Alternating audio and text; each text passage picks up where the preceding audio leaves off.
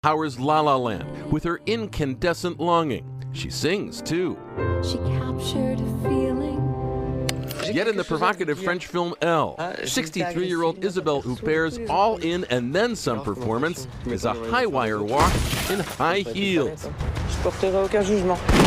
It's a capstone to more than 40 years of film acting, but the superb Stone looks the more likely winner. Congratulations, that's really incredible. Exciting. Best Actor also feels like a two-man matter.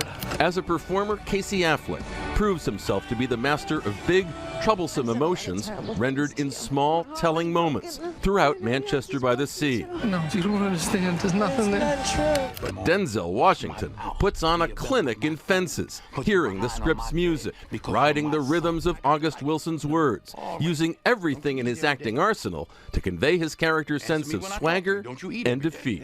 As long as you're in my house, you put a sir on the end of it when you talk to me. Yes, sir. You eat every day. Yes, sir. Got a roof over your head. Yes, sir. Got clothes on your back. Yes, sir. Why you think that is? Because he is. It could go to either man.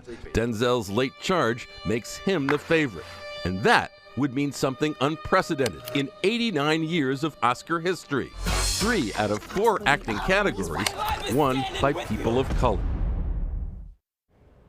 Is that who you're rooting for? Hidden Figures. Hidden Figures. It blew me away. It was one of the best movies I'd seen in a long time. She talked about it for 30 minutes in the makeup room today. And my mom and dad loved it too. Okay, that was ABC's Chris Conley reporting. You can see who wins for yourself when Jimmy Kimmel hosts the 89th Academy Awards. You can watch the ceremony only right here on KOCO5. It is happening on Sunday. By the way, Oklahoman's up for some awards too. We'll tell you more about that. And still ahead at 9 o'clock, to vaccinate or not to vaccinate? That is a question, and it's a hot button issue among parents and our state legislators right now. So coming up next, we speak live to a doctor who tells us what he believes is right. Local, late breaking. This is KOCO 5 News at 9 with Abigail Ogle, Marky Martin, and meteorologist Brad Souter. All right, to vaccinate or not to vaccinate? That is the question, and it's a hot button issue among parents and not even to mention our state legislators here. So right now, Oklahoma is one of 18 states that allows parents to opt out of vaccinating their children for personal or philosophical reasons. But one Oklahoma doctor says shots are crucial to defending public health. So joining us now is pediatrician and chairman of Vaccinate Oklahoma. We have Dr. Thomas Cools with us today. Thank you. Thanks for stopping by. Let's start off with your stance on vaccines. I know you've been very vocal about this. You say they're the single most important measure to take when it comes to defending public health. Why have you found that to be the case? Well, if you look over time at all the preventative health services that we do as pediatricians, as healthcare providers, we probably haven't been anywhere more successful than in preventing diseases by giving immunizations. And so that over time, from eradicating smallpox to now having hardly any cases of meningitis, we do a really, really good job. And if we keep our populations vaccinated, we'll continue to have low amounts of disease. But if our vaccination rates go down, we will for sure see them increasing again. Mm-hmm. And you know, you say the word eradicated, and a lot of people wrote in today and said, well, if some of those diseases are in fact eradicated, why do you need shots in the first place? Well, when you eradicate a disease like smallpox, we don't give smallpox vaccinations anymore.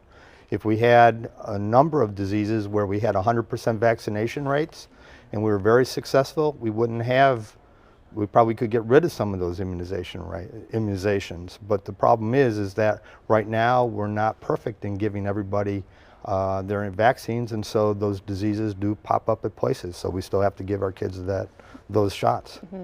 And as you have seen, very much so, a lot of people have a different stance, different opinion than you do on this. And you say you've started to see kind of major complacency when it comes to families getting their kids vaccinated. When did that begin, and where do you think that stemmed from? Well, I think where it stems from is that back in the late 1990s, there was a report from England by a scientist, by a physician by the name of Wakefield, who basically related the measles, mumps, rubella vaccine, the measles component, to autism.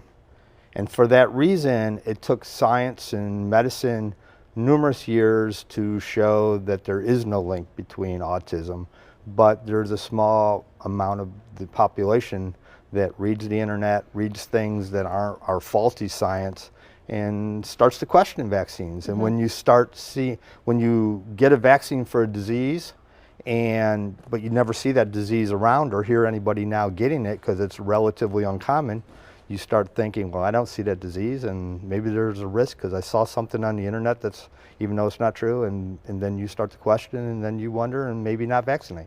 And I did want to ask you about that. We have our first viewer question that I want to pop up here from Michael Dybert. He says, you should be able to choose. Autism is out of control, and some research suggests it's from shots. You're saying there is no link between vaccinations and autism? We're not talking about one study that shows there's no link. There's over 40 studies that show there's no link to autism at all. And it's not even just United States studies, they're international studies. There was a study this week published showing that in the first year of age, you with special scans and special studies can kind of predict 90% of autism. And so that's way before we give the measles vaccine. So the answer is no. There's no, it's temporally associated. In other words, we give the vaccine around the same time you diagnose autism, but they're not linked at all. And I know this topic is being heavily discussed right now at our state capitol. And I was telling you before we went live, you know, I posted to Facebook just a couple hours ago, about 150 people chimed in on this topic. And the majority of what I've heard this morning is, you know, how can you make these childhood vaccinations mandatory? How is this not government overreach? How dare you step in and say how I should raise my family? How dare the government have a hand in my child's health? What's your response there? Well, last I looked, I was a very conservative person also. But we're not talking about mandatory vaccines where if you believe your child shouldn't get a vaccine, that you are forced to hold your child down and get the vaccine. This is about school. In school, right now, there are school requirements for vaccines. Unfortunately, the system is you can just sign a piece of paper and say, my kid doesn't need any vaccines, so I'm not going to give them any. And so that they still have a choice whether they want to give vaccines or not. But if you don't want to give your vaccines, then go ahead and homeschool. And trust me, I have a large practice. I take care of a number of families that do an incredible job of homeschooling. And I think that's very adequate. It's just that if you take unimmunized people, put them in a classroom setting where there's children all close together in a classroom, it leads for a very easy time where an unvaccinated people get sick, and then everybody, including sick kids that are in that school, to get sick also. And really quickly before we head over to weather, because we got to get over to Brad, are you saying that's the option if this does in fact become mandatory? If you don't want your children to be vaccinated, it's homeschool or vaccinate? Yeah, if you go to a school setting where we have children who have immune problems or under cancer chemotherapy in school, we don't want those children to be in risk. So yes, you can homeschool and do it very, very adequately. Okay, Dr. Cools, got a lot more viewer questions.